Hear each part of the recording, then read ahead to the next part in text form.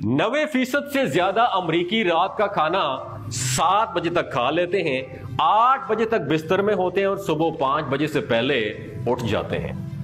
जरा भी देर हो जाए तो बर वक्त दफ्तर में नहीं पहुंच सकते।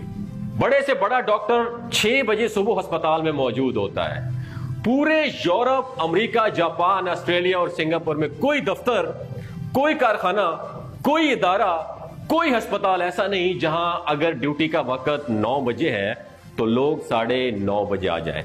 आजकल चीन दुनिया की दूसरी बड़ी ताकत बन चुका है। पूरी कौम सुबह 6 से 7 बजे का नाश्ता, दोपहर 11:30 बजे लंच और शाम 7 बजे तक डिनर कर चुकी होती है। अल्लाह की सुन्नत किसी के लिए नहीं बदलती, उसका कोई रिलेटिव नहीं है, ना उसने किसी को पैदा किया है ना किसी ने उसको पैदा किया है। जो मेहनत करेगा वही कामयाब होगा। अगर ईसाई वर्कर थॉमसन मैटेकॉफ सुबह 7 बजे दफ्तर पहुंच जाएगा तो कामयाब होगा, तो दिन के 1 बजे तौलिया बरदार कनीजों से चेहरा साफ करवाने वाला बहादुर शाह जफर मुसलमान बादशाही क्यों ना हो, नाकाम ही रहेगा। बदर में फरिश्ते नुसरत के लिए उतारे गए थे, लेकिन उससे पहले मुसलमान पानी के चश्मों पर कब्जा कर चुके थे, जो आसान काम नहीं था। और खुदा के महबूब सल्लल्लाहु अलैहि वसल्लम रात भर या तो जंगी हिकमत अमली पर गौर करते रहे या सजदे में पड़े हुए थे। हैरत है उन दानिशवरों पर जो ये कहकर कौम को मजीद बंग और अफयूम खिला रहे हैं कि पाकिस्तान 27वीं रमजान को बना था, कोई उसका बाल बीगा नहीं कर सकता। अगर सल्तनत खुदादाद पाकिस्तान अल्लाह की थी तो क्या सल्तनत खुदादाद मैसूर टीपू सुल्तान की जो सल्तनत थी, क्या वो अल्लाह की नहीं थी? जिस मुल्क के माशाअल्लाह वोटर हमारी तरह जहनी गुलाम हो, पीर गुंडे हो, मौलवी मुनाफिक हो, डॉक्टर बेईमान हो, सियासतदान और पुलिस डाकू हो, कचहरी बैठक हो, जजेस बेतबार हो, वकील बदमाश हो, जर्नेल बुजदिल हो, लिखारी खुशामदी हो, अदाकार भांड हो, टीवी चैनल पर मस्खरे दानिश्वर हो, ताजिर बेईमान और सूदखोर हो, दुकानदार चोर हो, आवाम अपनी जहालत और मामूली वक्ती फायदे के लिए अपनी आइंदा नस्लों के मुस्तकबिल से लापरवाह हो।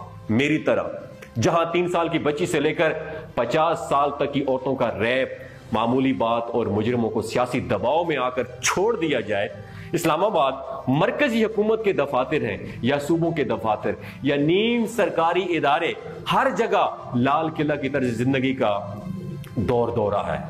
कितने वजीर, कितने सेक्रेटरी, कितने इंजीनियर, कितने डॉक्टर, कितने पुलिस ऑफिसर, कितने डीसी, कितने क्लर्क 8 बजे ड्यूटी पर मौजूद होते हैं। मेरा आप लोगों से सवाल है, जवाब दीजिए। आप पाकिस्तान के अवाम हैं, क्या इस कौम को तबाह बर्बाद होने से दुनिया की कोई ताकत बचा सकती है? नहीं बचा सकती है। जिसमें किसी को तो इसलिए मसनद पर नहीं बैठाया जा सकता कि वो दोपहर से पहले उठता ही नहीं, और कोई उस पर फख्र करता है कि वो दोपहर को उठता है लेकिन दोपहर तक रिमोट कंट्रोल खिलौनों से दिल बहलाता है, गैजेट से। जबकि कुछ तो इस बात पर फख्र करते हैं कि वो दोपहर के 3 बजे उठते हैं। क्या इस माशरे की इखलाकी पस्ती की कोई हद बाकी है? दोस्तों जवाब दें मुझे, कोई है कोई हद बाकी? नहीं है।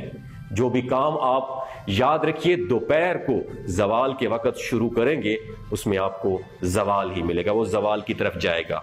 हमारा सबसे बड़ा अलमिया ये कि हम जवाल के वक्त उठते हैं, जवाल के वक्त काम शुरू करते हैं।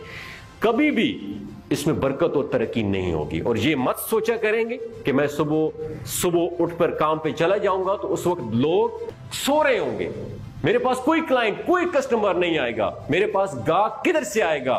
तो गाहक और रिस्क रब ताला खुद भेजता है आपके पास।